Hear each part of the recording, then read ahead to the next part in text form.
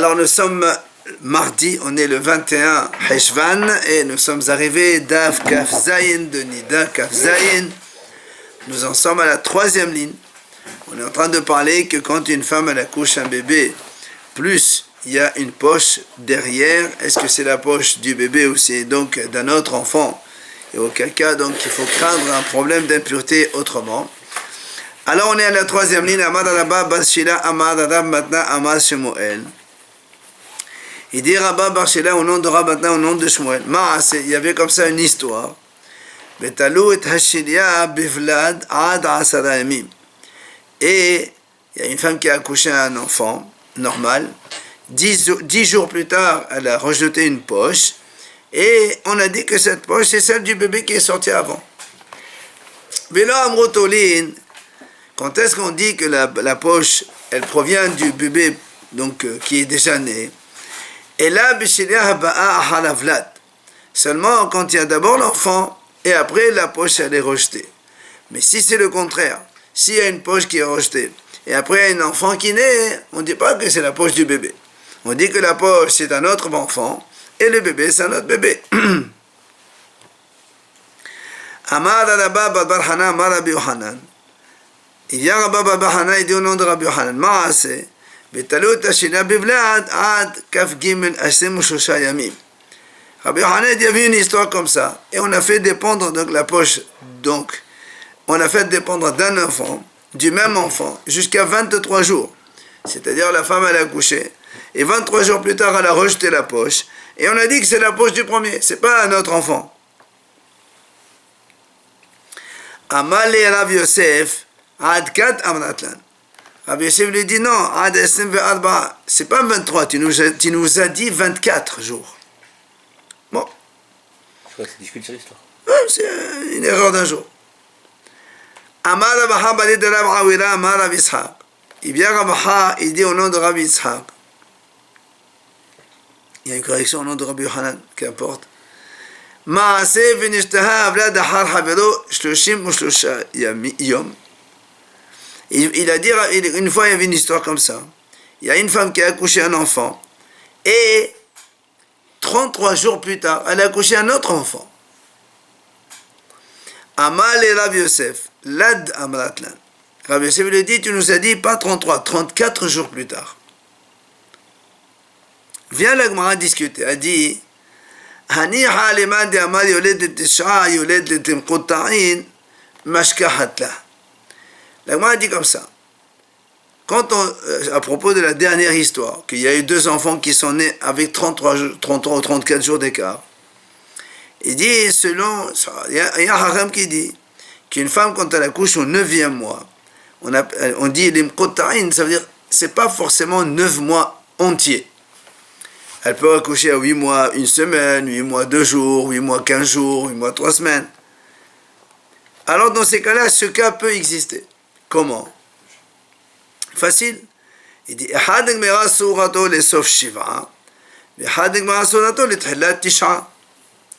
veut dire que nous on sait, donc à l'époque de la Gemara, un enfant qui est né au 7e, il est viable, au 8e, il n'est pas viable.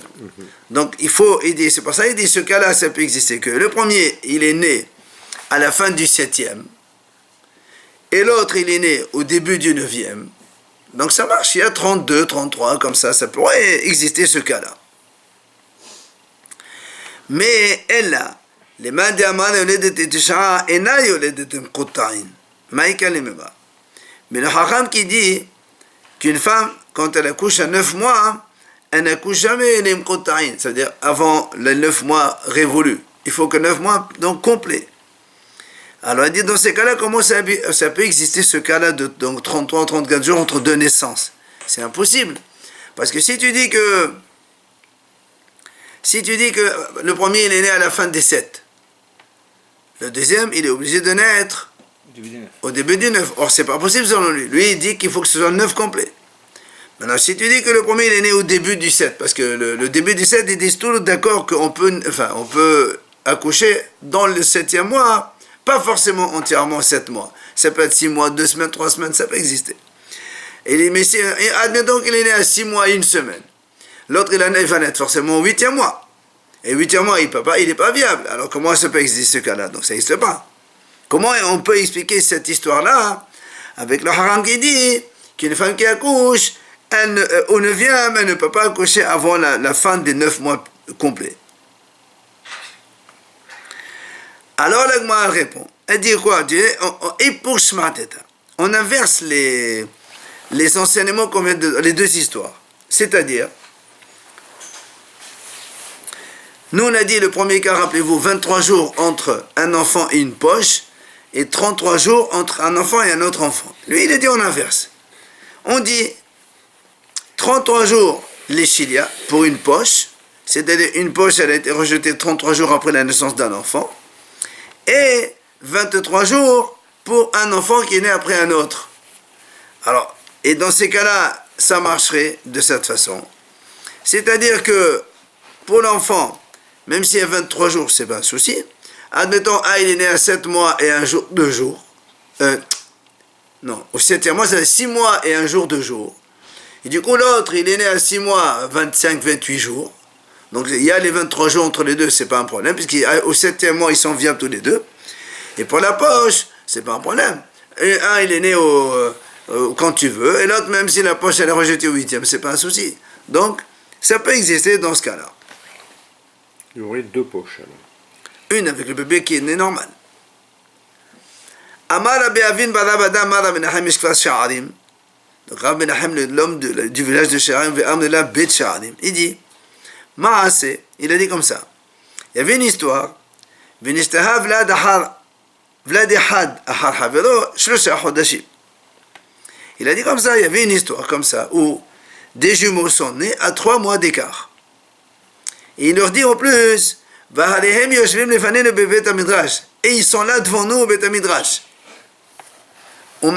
C'est qui? Yehuda et Hizkiya bene Rabbi Hiya. Il dit en fait c'était les 2 enfants de Rabbi Hiya, qu'on connaît déjà, Yehuda et Hizkiya. Ce sont des faux jumeaux. Exact. Il va expliquer, il va dire comme ça. Il dit, non, au début il croit, nous on croit que c'est un accouchement après l'autre. C'est pour ça qu'il m'a dit, comment? On m'a dit comment est-ce possible que 2 enfants naissent à 3 mois d'écart? Une femme ne peut jamais tomber enceinte et retomber enceinte 3 mois plus tard, c'est pas possible ça. Alors il a dit Abaye, il explique à Abaye que c'est pas un problème. Amal Abaye, c'est pas 2 conceptions. Type ahat, il y a eu une seule donc conception. Haïta, elle était au début une seule. Après donc ils sont devenus des jumeaux. Et Hadik Malal Sadato Bithalat Shiva, mais Had Besou Tisha. Un, il est né au début du 7e, et l'autre, il est né à la fin du 9e. Ce qui fait qu'il y a 3 mois d'écart. 7, 8, 9. Ils ne sont pas d'une tipa, c'est des vrais jours. C'est des faux jumeaux. Qu'importe. Ça change tout. Même, non, qu'importe, vrai ou faux, qu'importe. Mais non, l'essentiel, c'est qu'un, il a été mûr plus tôt que l'autre. Il est sorti à 7, enfin 6 mois et 1 jour. Et l'autre, il est sorti à la fin des 9. Nécessairement 2 placentas. Absolument, oui, mais ça, quand il parle de goutte, ça veut dire de la fécondation, quoi. Oui, un œuf, il s'est coupé en 2. 2 placentas. Bien. Alors, on revient maintenant à notre Mishnah. On a dit, Shila Baba et Abba et Tamé. On a dit que si une femme rejette une poche, on a dit, comme on a dit comme ça dans la Mishnah, c'est pas que la poche c'est un enfant, mais il n'y a pas de poche sans enfant. Donc c'est pour ça qu'on a dit que quand il y a une poche, forcément il y a un bébé dedans, et il était mort. Et donc la maison, elle est impure, comme si il y avait un cadavre d'un homme. Tano Rabbanan Hachamim enseigne justement, Shilia Babayet Habayet Tameh, quand il y a une poche dans une maison, la maison donc elle est impure, Lo Shilia Vlad, ça ne veut pas dire que la poche elle-même c'est un enfant, mais elle a, She'en Shilia She'en Vlad Imad Vre Rabbi Meir. Il n'y a pas de poche sans enfant. Donc, comme il y a cette poche, forcément il y a un bébé à l'intérieur, qui a donc complètement fondu, mais c'est quand même un cadavre d'un homme. Donc, la maison, la pièce, elle est impure. Divrei Rabbi Meir, c'est Rabbi Meir qui dit comme cela. Rabbi Yosef, Rabbi Yehuda et Rabbi Shimon, mais Taharin. Les 3 Hachamim, Rabbi Yosef, Rabbi Yehuda et Rabbi Shimon, eux, ils disent non. c'est tahor. Une poche, ça rend pas la maison impure comme un mort. Parce que selon eux, un bébé, on va dire un fœtus qui a fondu dans la poche, ça n'a pas le statut d'un être humain. Alors, donc, pour eux, il est tahor. Amroulou le Rabbi Meir. Ils viennent, les Hachamim, donc Rabbi Yossi, Rabbi Yehuda, Rabbi Shimon. Ils disent à Rabbi Meir, ils lui disent, ils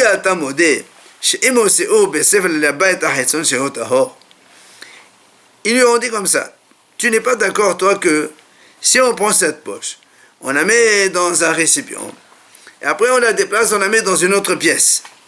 N'est-ce pas que l'autre pièce, elle est tahor? Amalahen, aval. Il leur a dit oui, je suis d'accord. Alors, ils lui disent, et pourquoi tu dis là-bas que c'est pas tamé? Alors, il leur a dit les fichiers. Ils lui ont dit, les fichiers, non, parce qu'il n'y est plus. Puisqu'il y a une poche. Amroulo, ils lui ont dit, alors dans ces cas-là, s'il n'est pas dans la maison, la pièce voisine, c'est qu'il n'était pas non plus dans la pièce où il est né. Donc, c'est la même chose. Une poche, c'est une poche. Donc, il n'y a pas de bébé, donc c'est tahor. Pourquoi tu dis que c'est tamé? Amalahem, donc Rabbi Meir il leur répond, il leur dit, Eno dome nimur pam, hat le nimur shete peramim. Il leur dit, Rabbi Meir, c'est pas la même chose.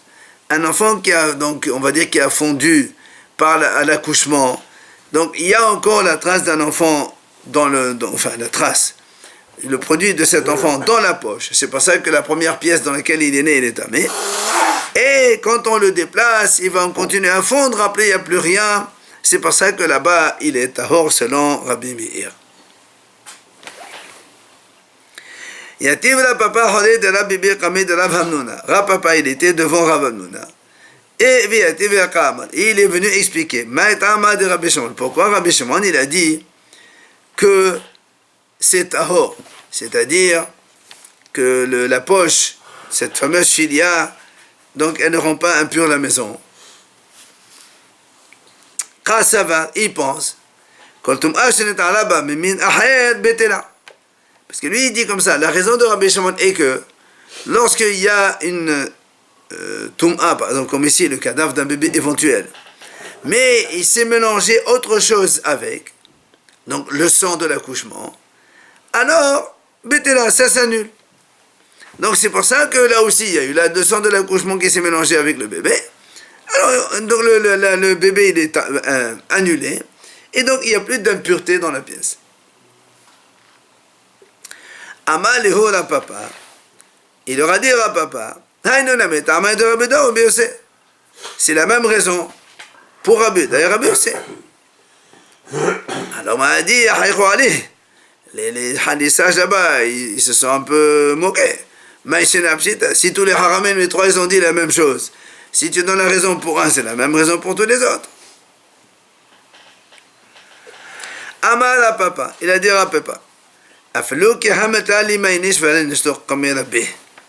même une chose aussi simple que je viens de dire, eh bien il faut la dire devant 100 mètres. Pourquoi? Mishum shene'emar, shomamel chidé dans Mishlei, im navalta behetnase. Im zamota yad lefe. Im navalta, ça veut dire si tu te rends ridicule, c'est pas grave. Ça veut dire tu es en train d'étudier, tu poses des questions, même tu poses des questions bêtes, c'est pas grave. Behetnase, à la fin tu grandiras, tu apprendras beaucoup de choses. Maintenant, im zamota, mais si tu te tais et tu n'oses pas poser la question parce que tu as honte, alors yad lefe, il arrivera un jour, on te posera la question et tu mets la main dans la bouche, ça veut dire que tu n'arrives pas à répondre aux questions. Donc il faut toujours, comme il dit dans Pekavot, vela baishan lamed. Celui qui veut apprendre, il ne doit pas avoir honte. On posera toutes les questions. Et l'Agmal ramène d'ailleurs, Rabbi Shimon est armé, il dit justement pourquoi Rabbi Shimon il a dit que c'est tahor, comme on a expliqué, parce que lui il dit que le sang de l'accouchement il annule le sang de la fonte de ce bébé. Il dit parce que Détania, il y a une braïta qui dit Melo tarvad raqav shenafal letocho afal kol shehu tameh. Rabbi Shimon metaher. Nous on sait que l'homme, enfin le cadavre d'un homme, il se décompose au fur et à mesure du temps. Alors ils disent, la braïta dit comme ça, si on a une cuillère pleine de décomposition donc de corps humain.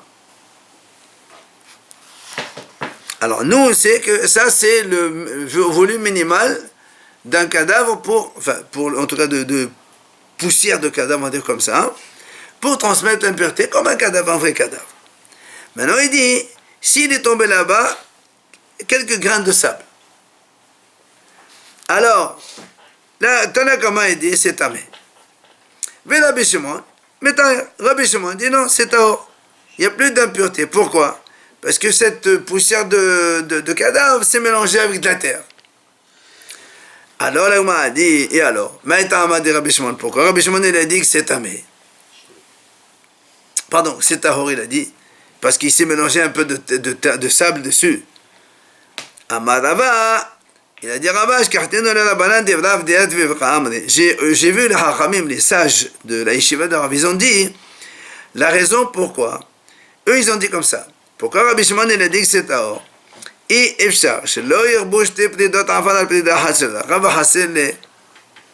Parce qu'ils ont dit comme ça. Pourquoi Rabbi Shimon il a dit que c'est tahor? Parce que quand on a une cuillère comme ça pleine de poussière de mort, si ils se rajoutent là-dessus quelques grains de sable, ils ont dit comme ça, c'est impossible qu'il n'y ait pas un endroit où il y a 2 grains de sable pour un grain de poussière de mort. Donc les 2 grains de sable l'emportent, annulent 7 grains de mort. Du coup, sur le total du volume requis pour transmettre l'impureté, il manquera une graine. Alors dans ces cas-là, il n'y a plus d'impureté. Parce qu'il manque le volume minimal pour transmettre l'impureté d'un cadavre de poussière de cadavre. D'un W, on parle de... Non, d'un normal. Alors, lui, il a entendu cette raison. Et alors, il dit, Rava, moi, je leur dis, le contraire. Il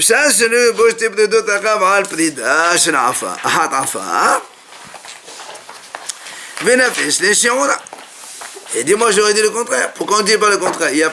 Donc c'est pas possible que, par exemple, un grain de sable, il va être annulé par 2 graines de poussière de mort.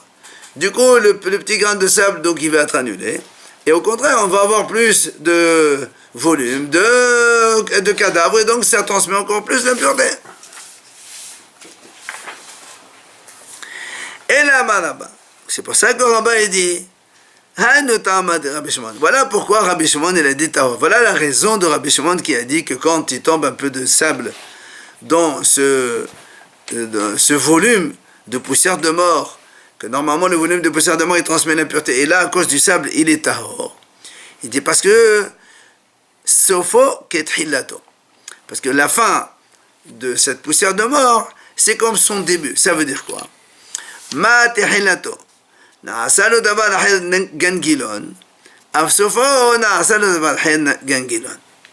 dit comme ça, de la même façon, c'est-à-dire quand on enterre un mort, si dans l'endroit où on va l'enterrer, il y a autre chose qui va devenir poussière, qui va se décomposer en dehors du mort, eh bien cette chose-là, elle annule la poussière de mort, la décomposition du mort. Alors, c'est pour ça que sauf aussi, la même chose, à la fin aussi, si on mélange avec un peu de terre, alors ça annule. C'est-à-dire que de la même façon qu'au début, quand on enterre un mort, s'il y a dans la place où on va l'enterrer, on va voir comment, elle va donner des exemples ici, eh bien, donc, comme ça va annuler dès le début, eh bien, ça annulera aussi à la fin. Et là, moi, elle explique, c'est quoi cette histoire que tu racontes que ça annule quoi? Elle m'a dit, elle dit, voilà comment ça se passe. D'abord, elle dit,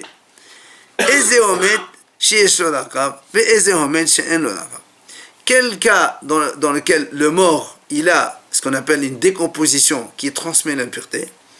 Il y a aussi des morts qui, même quand ils se décomposent, ils ne transmettent pas l'impureté. Pourquoi? Et moi, elle dit comme ça.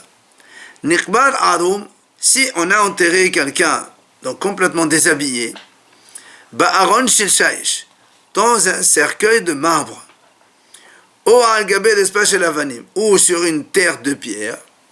Dans ces cas-là, comme le marbre et la pierre ne pourrissent pas, ne se décomposent pas. Ça, quand on va trouver après un temps, si on ouvre, on trouve comme c'est la poussière, c'est forcément la poussière de mort, il n'y a que ça. Et donc ça, c'est impur. Mais, et c'est quoi donc le cas d'un mort qu'il n'y a pas de raqab, c'est-à-dire sa décomposition ne transmet pas l'impureté. Il dit, imaginons, si on enterre un mort avec ses habits. Donc, quand il va se décomposer, les habits aussi vont pourrir. Et donc, il y aura la poudre d'habits qui se mélange avec la poudre du cadavre. Et donc, ça ne transmet pas l'impureté.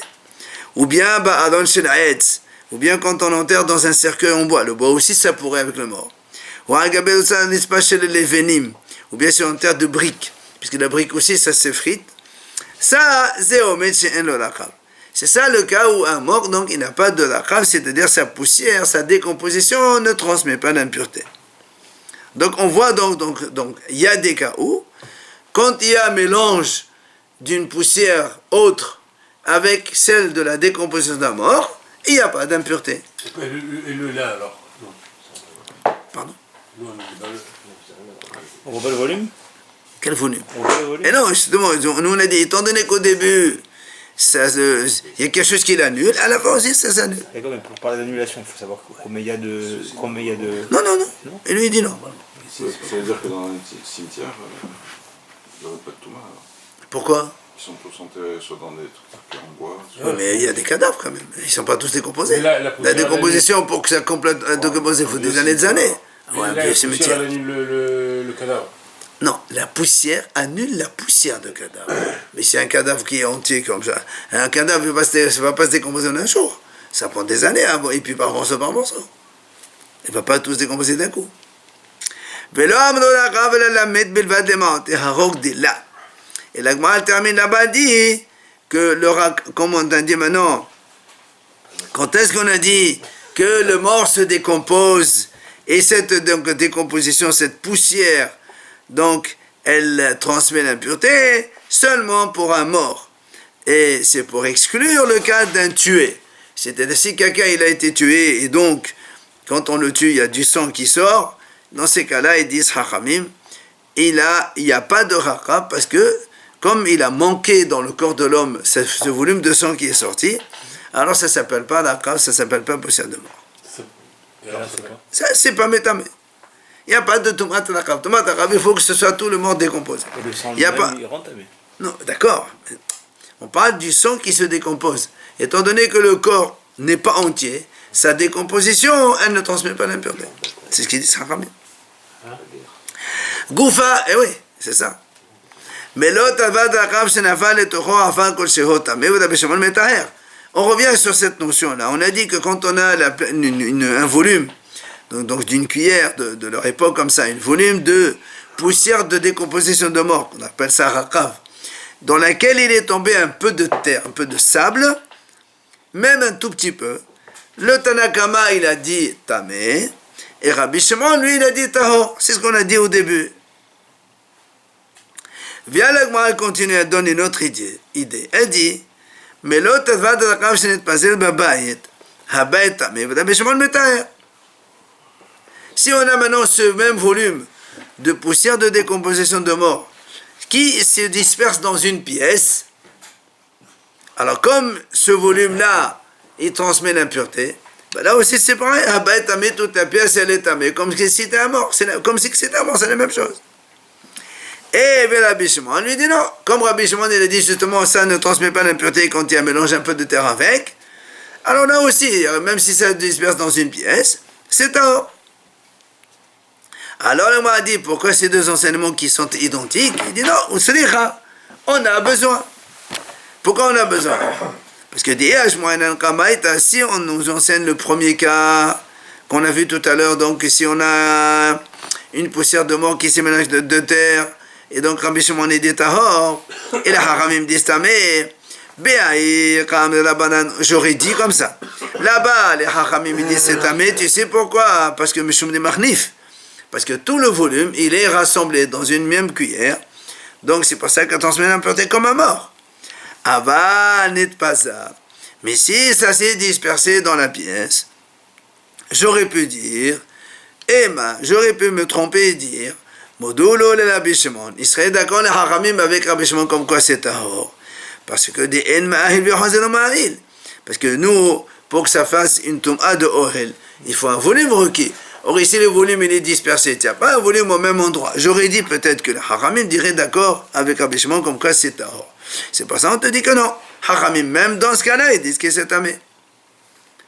Maintenant, ici maintenant on nous enseigne ce deuxième cas. Donc la poussière de mort qui s'est dispersée dans une pièce. Alors on ne t'enseigne pas le premier cas de la définition donc, de ce fameux volume de poussière de mort dans lequel est tombé du sable. J'aurais dit j'aurais dit Rabbi Shimon, c'est sûr que dans ce cas-là où le volume il s'est dispersé dans une pièce, comme il n'y a pas le même volume dans un seul endroit, donc Rabbi Shimon il a dit que c'est tahor. Aval beha, mais dans le premier cas où le volume il était dans la cuillère là-bas, peut-être j'aurais dit mamod la banane. J'aurais dit peut-être que Rabbi Shimon serait d'accord avec les hachamim, comme quoi c'est tamé. C'est pour ça, on a eu besoin de t'enseigner même le premier cas. Tania Idar, l'Agmaral ramène ici une deuxième braïta. Melot alvad ve'od afad betakvarot, tamé ve'Rabbi Shimon metaher. On dit comme ça. Si on a melot alvad, c'est-à-dire donc ce fameux volume de poussière de mort, ve'od afad betakvarot. Et avec ça, il y a un peu de terre de cimetière. Terre de cimetière, afad betakvarot. Il a donc le Tanakama dit que c'est impur, donc ça transmet l'impureté comme un mort. Et au Rabbi Shimon Metaher, Rabbi Shimon dit tahor. Alors bien m'a dit quelle est la raison des Hachamim? Parce qu'il dit les filles, שאי-אפשר למלא תלבד ועוד עפד בתרבלות שאין בו מלוא תלבד רחב. Parce qu'il dit, ça ne peut pas exister. Quand on met un volume de terre, donc de poussière de mort, plus la terre de Betakvarot, il dit forcément qu'il y a là-bas le volume requis de poussière de mort pour transmettre l'impureté. C'est ce qu'il dit. Alors que Rabbi Shimon lui dit non. Il n'y a pas la règle du Shishim là. Non, un peu de Shishim ici. Alors l'Agma dit, maintenant qu'on a dit tout à l'heure. Tama dit Rabbi Shimon, vous vous rappelez, on a dit tout à l'heure que pour Rabbi Shimon, pourquoi il a dit donc c'est tahor? Parce qu'il a dit sofo kethilato, c'est-à-dire quand il y a de la terre qui se mélange avec la poussière de mort. Alors on a dit, étant donné que comme le début d'un mort, s'il y a autre chose qui se mélange à lui, ça s'annule, et bien là aussi à la fin, au niveau de la poussière, quand il y a de la terre qui se mélange, ça s'annule aussi.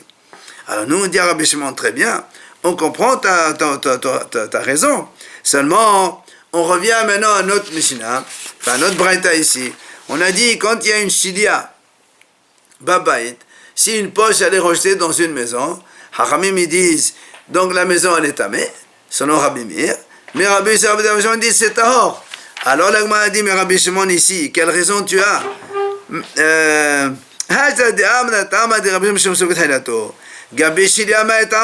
Pourquoi dans la Shilia, tu dis que c'est tahor? Puisqu'il n'y a pas ici un mélange qui s'est mélangé. Tu as une poche, et c'est tout.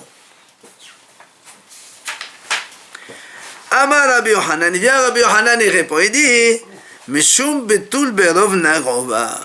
Il dit, tu sais pourquoi il y a ici ce qu'on appelle betul berov, c'est-à-dire annulation dans la majorité. C'est quoi cette annulation? Ben, tout simplement, le sang de l'accouchement qui l'emporte sur ce volume de sang d'un enfant qui aurait fondu, et donc il y a la majorité de sang de la femme qui donc annule le volume de sang de cet enfant qui est donc dans la poche. Rabbi Yohanan qui vient de donner cette raison, il va selon son raisonnement qui dit Rabbi Yohanan. Rabbi Yohanan il dit comme ça. Rabbi Shimon, donc dans notre cas, nous, les deux, Amru Davar Ehad, ils ont dit la même idée, le même enseignement. C'est quoi? Rabbi Shimon Hade Amran. Rabbi Shimon, c'est ce qu'on vient de dire maintenant. Que la chilia dans la maison, elle est pure parce qu'il y a le mélange de sang qui se mélange avec le rachement, il annule. Et le cas Rabbi Eliezer, il a dit aussi la même chose dans un autre cas, lequel Détania. Rabbi Eliezer ben Yaakov Omer, chez le Mishnah, Ditnan. Il dit, B'emagasa sheshafa haradat dam. Si on a B'emagasa, c'est-à-dire un bovin, une vache par exemple, Shafa, elle a rejeté un caillou de sang. Comme elle n'a jamais accouché auparavant, on craint que c'est un avortement d'un bébé premier-né, mâle, et il faut donc l'enterrer. Parce qu'un premier-né mâle, il est kadosh, donc quand il meurt, il faut l'enterrer. Là, c'est la même chose. Lui, il dit, il faut l'enterrer. Et, le prochain bébé qui naît, il n'est plus bechor, c'est terminé. Alors sur ce, sur ça, Rabbi Hiya, il a dit comme ça. Il a dit, ce morceau de viande rejeté, on va dire, ce caillou l'a rejeté. Donc, il ne transmet pas l'impureté, ni quand on le touche, ni quand on le transporte. Évidemment, la Gemara s'étonne, je ne comprends pas. Si tu me dis, si tu me dis qu'elle ne transmet pas l'impureté, c'est que tu considères que ce n'est pas un être humain, enfin un être vivant. Si ce n'est pas un être vivant, alors pourquoi tu me dis qu'il faut l'enterrer? Si c'est du genre tu jettes à la poubelle, et le prochain bébé, c'est pas un vrai bechor. Alors elle m'a dit non, elle m'a dit non. Pourquoi on fait ça? C'est pour montrer aux gens justement, attention, le prochain bébé, c'est pas bechor, parce qu'elle a rejeté un caillou. Même si c'est pas, tu dis que c'est pas un vrai bébé, il y a quand même un caillou, et donc le prochain n'est pas bébé. C'est un doute, C'est pas bechor. C'est pas un mâle, peut-être. Mais ça fait rien, mais c'est que le prochain n'est pas un bébé, forcément. Il n'est pas premier-né, voilà. Alors elle m'a dit, Alma donc, Vlad Ma'aliahu, donc tu considères que c'est un vrai bébé. Et donc de nouveau, et alors pourquoi Rabbi Hiya ne transmet pas l'impureté? Alors,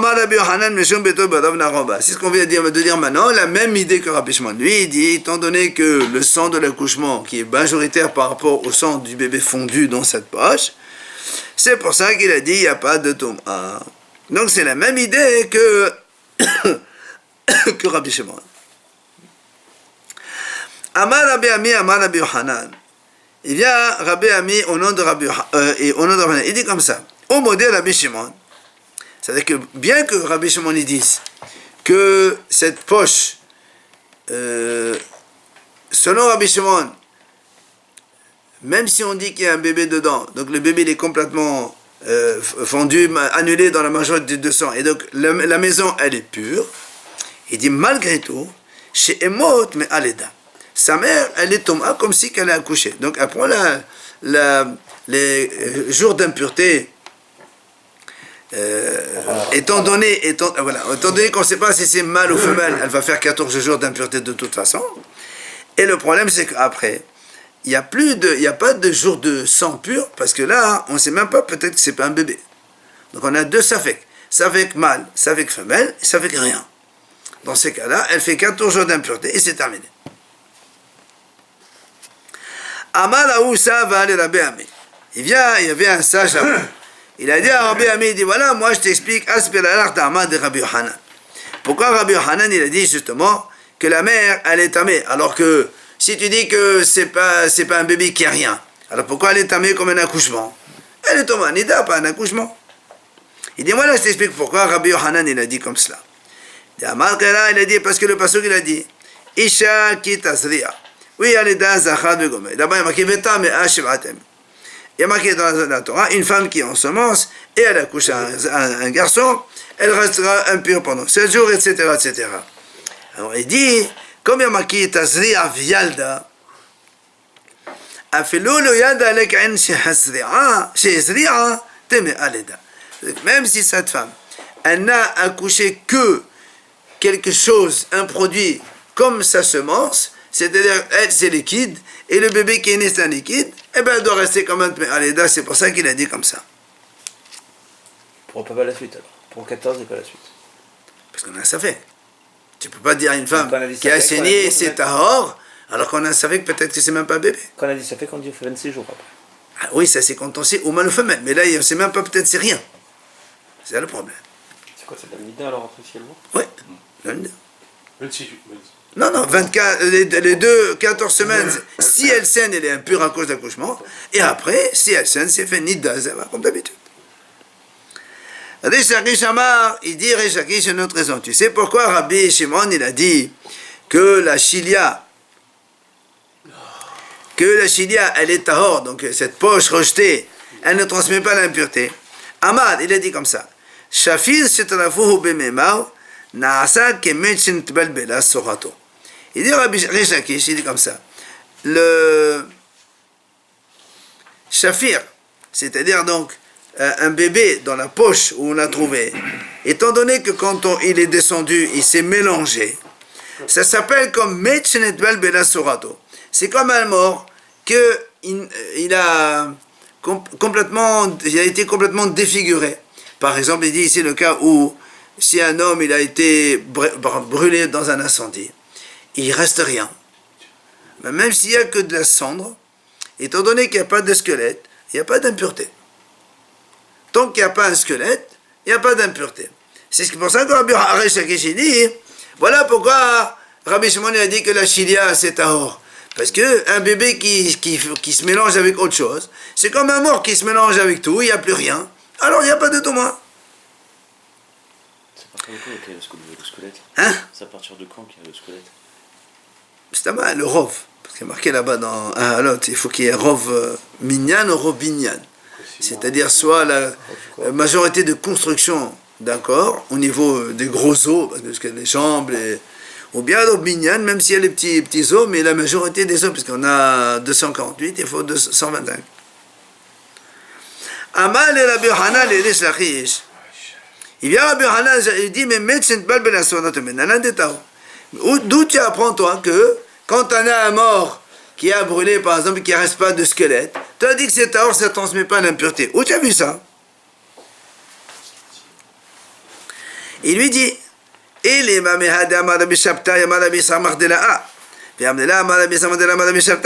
si tu apprends ça de cet enseignement, il y a marqué comme ça. Mais il y a marqué comme ça. Un mort qui a été brûlé, enfin un homme qui a été brûlé est mort brûlé. Ushlado kayemet. Et son squelette, il est encore donc tel que. Tamé, il est tamé. Et l'agma dit là-bas, Ma'asehaya, il y avait une histoire comme ça. Et les Haramim, ils ont dit, puisque, rappelez-vous, on a dit que quand un homme meurt dans une pièce, et quand dans la pièce il y a 1, 2, 3 ou 4 entrées, donc on sépare par lesquelles on entre, toutes les 4 sont impures. Alors il y a marqué là-bas, et on lui a rendu impur toutes les portes qui étaient, il y avait des grandes portes, toutes les portes avec lesquelles on pouvait sortir de là-bas, c'est tamé.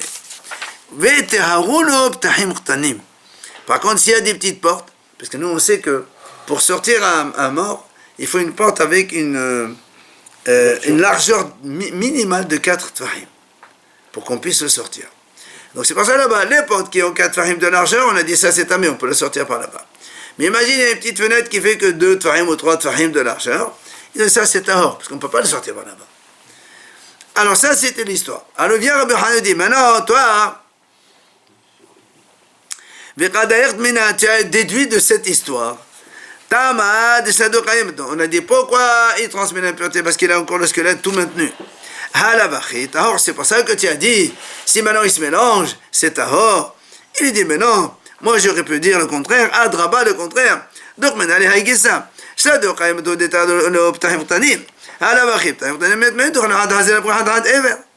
il dit au contraire, moi j'aurais dit, qu'est-ce qu'on a dit là-bas nous?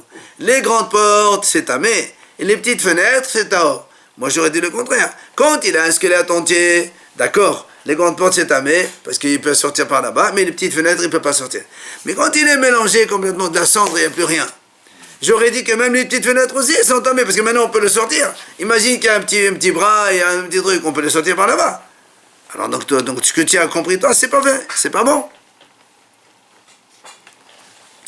Vient Amal et Ravina le Ravashi, vient Ravina et dit Ravashi, Rabbi Hanan dit Amal Kemal. Comme qu'il a dit Rabbi Hanan cette objection qu'il a fait à Rish Lakish, que Rabbi Eliezer. Il a dit c'est comme Rabbi Eliezer, pourquoi? Dites-nous, le Mishnah dit comme ça. Efer Serofin, donc les cendres d'un homme qui a été brûlé. Ok? Donc un homme qui a été brûlé complètement. Rabbi Eliezer omer shi'oro berova. Quel est le shi'or pour transmettre l'impureté? Puisqu'il est de la cendre, il est transformé en cendre maintenant. Il faut qu'il y ait rova qaf, un quart de qaf. C'est-à-dire un volume de 33 cc. S'il y a un volume de cendre de ça, alors il transmet l'impureté. Donc, tu vois bien que même s'il n'y a plus de squelette, il transmet l'impureté. C'est ce qu'il a dit Rabbi Hanan. Alors, le m'a dit Khidami, comment s'est passé le cas que tu dis